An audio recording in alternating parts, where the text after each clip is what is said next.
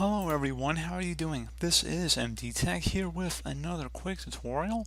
In today's tutorial, I'm going to show you how to resolve if OneDrive is experiencing a sign-in error code 0x8004de25.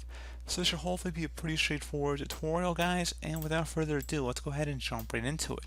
So first thing I'd recommend doing, I'm going to have a path in the description of the video. Starts with % local app data. Go ahead and copy that and then open up the start menu and paste it in. If you see something that says run command, that will be the command to reset OneDrive here.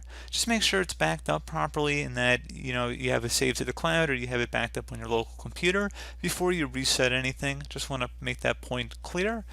And anyway, we're going to go ahead and select it to run the command. And that should reset OneDrive.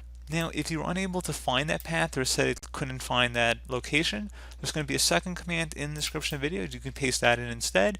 It's going to have the C drive, so if you're using Windows or OneDrive is installed on a different drive letter, you just swap out the C with a different drive letter, and you can just try typing this in and then see if that command would launch instead.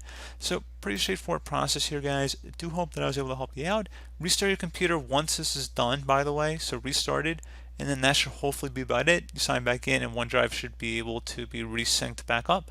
So pretty straightforward process here, guys. I do hope that I was able to help you out, and I do look forward to catching you all in the next tutorial.